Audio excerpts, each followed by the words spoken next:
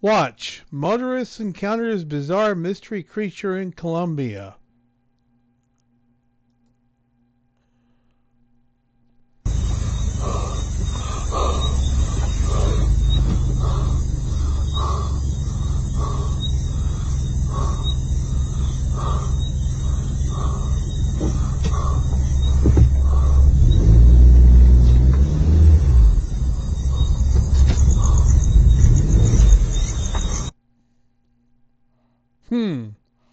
Looked kind of like a dog or something to me. I couldn't really tell, to be quite honest.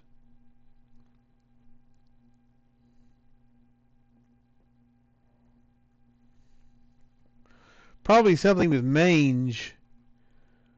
That's what this is saying. The skeptical observers have posited that the puzzling beast may have been merely a prosaic creature that looked otherworldly, but because it was stricken with mange or a similar sickness. Let's take another look at this footage.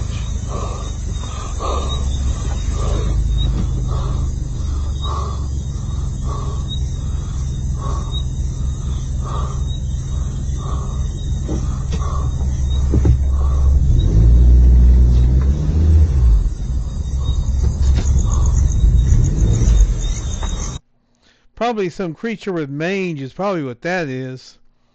Most likely not a alleged shape-shifting creature called the Nahuel. I think this is something more mundane. I don't think this is actually any kind of weird mystery creature. I think it's just something with mange. Something, what? I don't know, but it's something with mange, I think. I think that's what we're looking at. So, better luck next time. Watch. Monstrous anomaly spotted on Loch Ness webcam.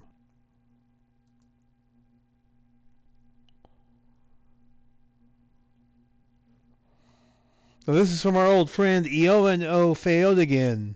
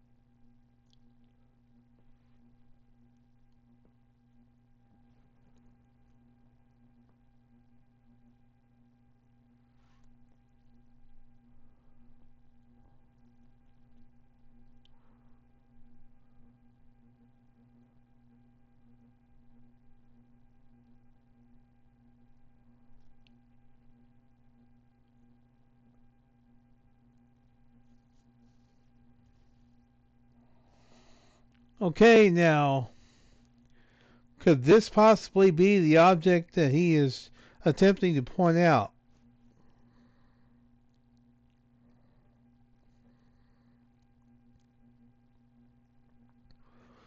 I believe so.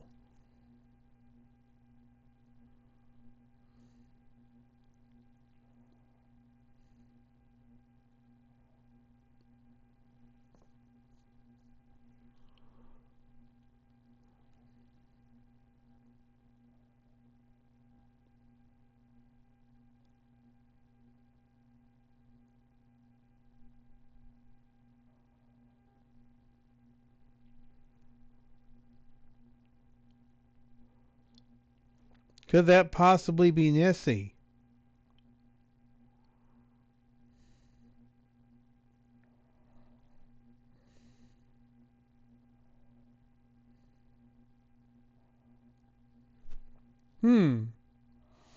Well, it's something. We don't know what.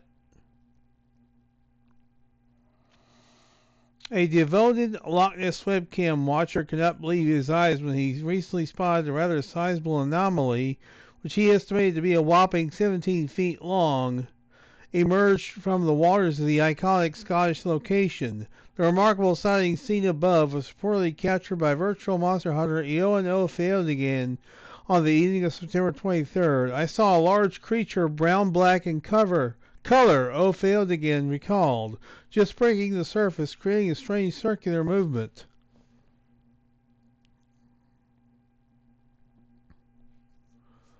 Now, it's a possible Nessie sighting. Doesn't mean it is Nessie, it just means it's possible.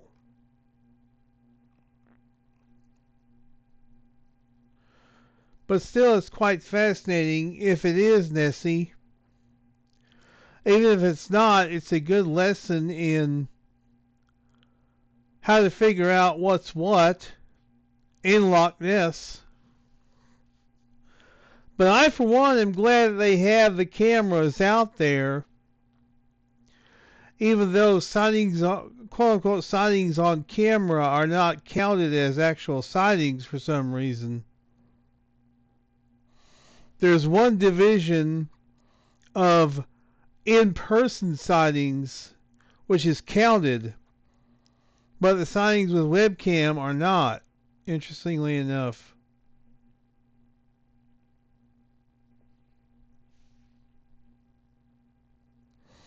But who knows? Maybe it is Nessie. We don't know for sure. We can't really tell. This individual, Iono failed again, seems to have spotted, quote unquote, spotted Nessie several times.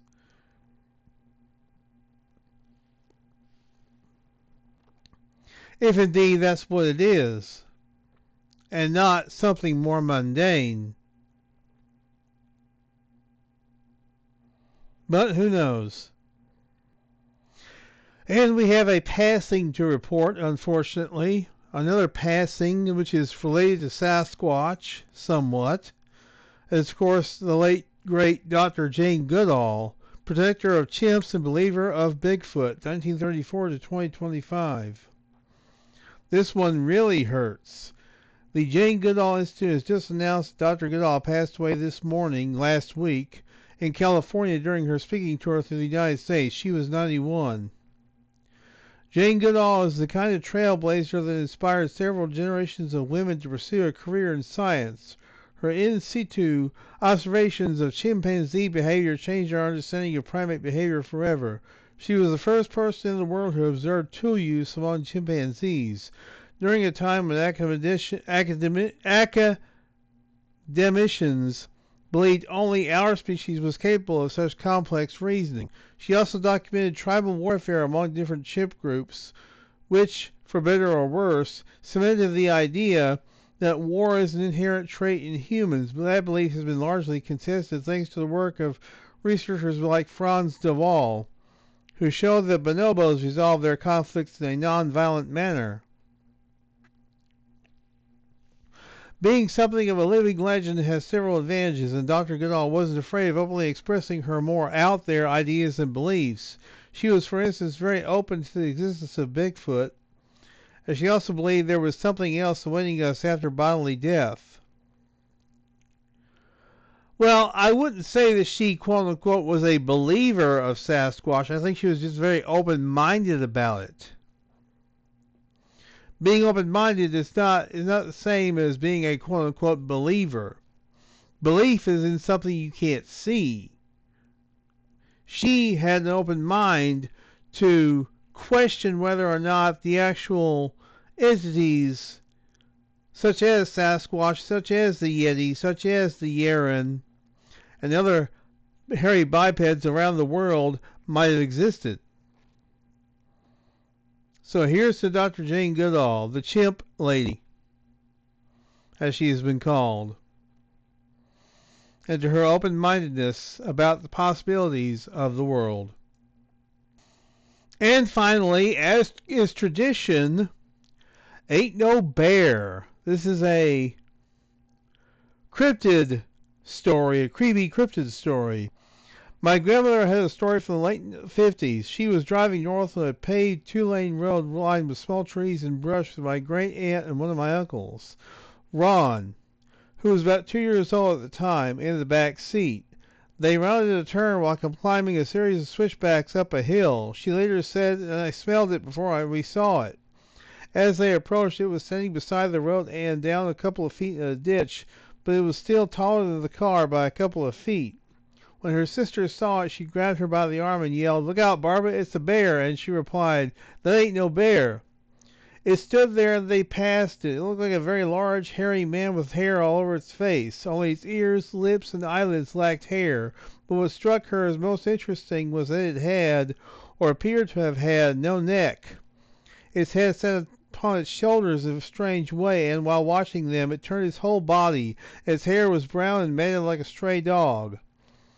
After they passed, she watched in the rearview mirror. She later said it stepped up out of the ditch on the side of the road, and in one large step, it stepped all the way to the center line of the road. And in one more step, it cleared the road into the ditch on the other side of the road, and within 3 steps, it cleared 20 feet into the brush and trees and disappeared from sight.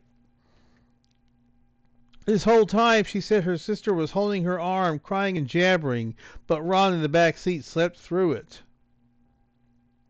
That is pretty creepy, and it sounds like a Sasquatch story, if it's true. If these are true stories, if these are true cryptid stories, which they sound like they are, then we have an early report of a Sasquatch sighting from the 50s. Doesn't say where this is, though. But still quite fascinating indeed. And that's going to do it for this week. We want to thank you very much for tuning in. You guys are the heart of the show. I always say that, but I always mean it. And I will continue to do this as long as you guys want me to. And for nearly 11 years now, we've been doing this. It'll be 11 years in January, this upcoming January 2026. And it's quite fascinating to look into these things. I think it's important too. I think it's important to look into these things as well, to look into the weird anomalies of the world and realize that, hey, we're not alone. We're not alone. Whether that's aliens, whether that's Bigfoot, whether that's Loch Ness Monster, whether that's the Yeti, whether that's Chupacabra, or what have you. We're not alone, it seems, in the universe. So, until next week, y'all be good or be good day. This is HBM's Cryptid-Corner.